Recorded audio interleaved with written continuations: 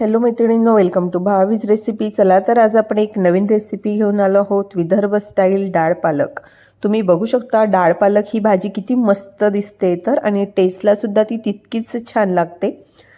आपल्याला पालक जर असं आवडत नसेल तर डाळ पालक जर आपण केला तर नक्कीच तुम्हाला ही भाजी आवडेल. तर चला आपण आता बनवायला घेऊयात. तर सगळ्यात पहिले मी यासाठी घेतलेला आहे 1 पाव पालक. पालक हा मी स्वच्छ निवडून धुवून घेतलेला आहे. सोबत आपण घेतलेला आहे अर्धी वाटी हरभरा डाळ, 1 चमचा तूर डाळ आणि अर्धी वाटी शेंगदाणे. तर आता आपण ह्या दोघी डाळी स्वच्छ धुवून घेणार आहोत. नंतर आपल्याला हे सगळं एकत्र शिजवून घ्यायचं आहे. तर आपण कुकरमध्ये सगळ्यात आधी हा पालक कापून घेऊयात. तर बघा, अशा प्रकारे मी पालक कट केलेला आहे.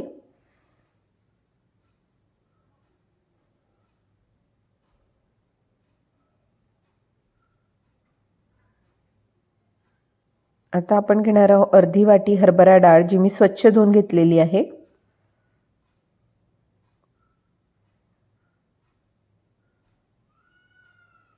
एक चमचा तूर डाळ, ती पण मी स्वच्छ धुवून घेतलेली आहे, ती पण घालूयात.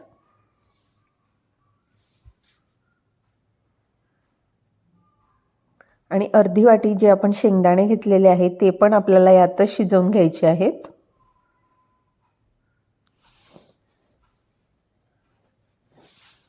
तर आता आपण यात शिजवण्यासाठी पाणी घालूयात. थोडंसं भाजीच्या वरती येईल अशा पद्धतीने पाणी घ्यायचं, खूप पाणी घ्यायचं नाही. बघा, अशा पद्धतीने. आता यात आपण थोडंसं चवीपुरता अर्धा चमचा मीठ घालणार आहोत.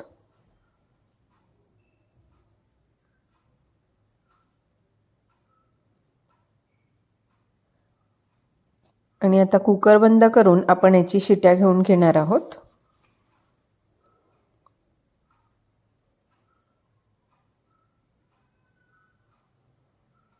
आपण आता गॅसवरती हे ठेवूयात. 3 ते 4 शिट्यांमध्ये एकदम मस्त छान ती शिजतं. आणि आता आपण भाजी कशी बनवायची ते बघणार आहोत. आपण एका पॅनमध्ये 2 पडी तेल घेतलेलं आहे. तर सगळ्यात आधी आपण यात घालूया 1 चमचा जिरे,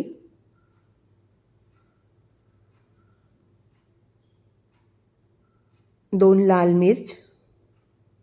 लाल मिरचीमुळे टेस्ट खूप छान येते.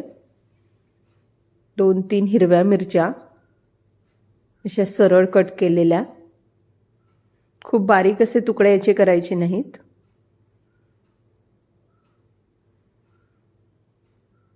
बघा, मिरच्या किती मस्त फ्राय झाल्या आहेत. त्यानंतर आपण यात घालूया लसूण अद्रक पेस्ट. पेस्ट पण आपण व्यवस्थित फ्राय करून घेणार आहोत.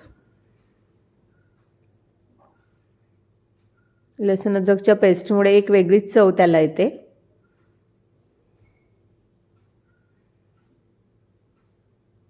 तर हे व्यवस्थित फ्राय झाल्याच्या नंतर एक मोठ्या आकाराचा कांदा मी कट करून घेतलेला आहे बारीक, तो पण मी यात घातला. आता छान लाईट गोल्डन ब्राऊन कलर येईल तोपर्यंत आपल्याला याला फ्राय करून घ्यायचं आहे.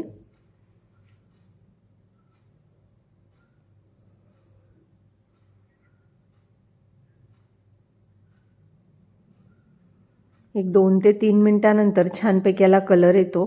त्यानंतर आपण यात टाकूया टोमॅटो.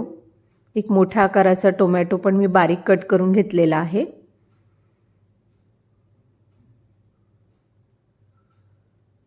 आता हे व्यवस्थित आपल्याला असं छान मऊसूत असं शिजू द्यायचं आहे.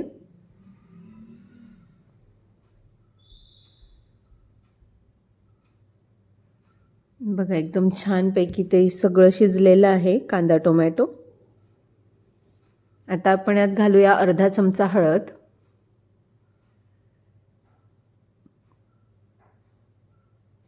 1 चमचा धणापूड,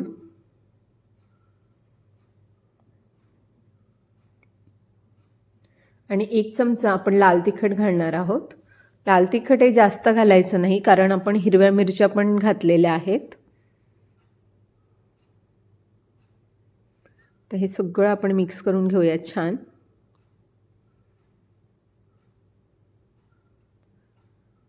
आणि या मसाल्यांना पण एकदम छानपैकी यात फ्राय होऊ द्यायचं आहे. भाजीला टेस्ट खूप छान येते. मग हे फ्राय होतं तेवढ्यात आपल्या कुकरच्या शिट्या घेऊन झालेल्या आहेत आणि कुकर थंडही झालेला आहे. तर आता आपण उघडून बघूयात. बघा अशा प्रकारे पालक किती मस्त शिजला आणि डाळसुद्धा शिजलेली आहे. आता आपण हे छानपैकी यात ब्लेंडर मारून घेणार आहोत. खूप वेळ असं ब्लेंडर मारायचं नाही त्यामध्ये, अगदी 2-3 सेकंद.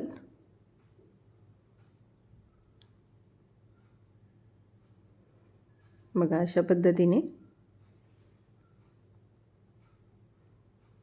खूप असं बारीकही आपल्याला हे करायचं नाही आहे, कारण आपल्याला ह्या भाजीसाठी खूप असं बारीक लागत नाही म्हणून.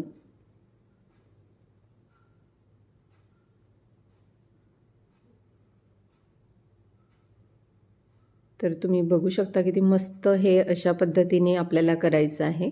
थोडंसं ओबडधोबड हे झालं पाहिजे.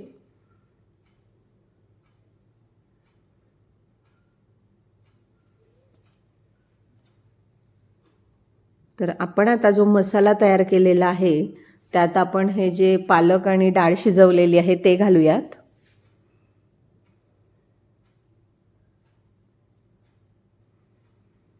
अशा पद्धतीने डाळ पालक केल्यास कोणीही खाईल अशी भाजी ही.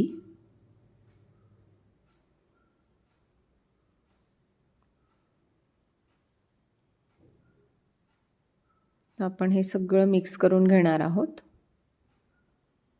खूप अशी पातळ ही भाजी करायची नाही, अशी मीडियम ठेवायची. जर आपल्याला यात पाणी ॲड करायचं असेल तर आपण थोडंसं पाणी ॲड करू शकतो. आता आपण थोडंसं चवीपुरता मीठ टाकूयात, कारण आपण थोडं मीठ आधीच टाकलेलं आहे.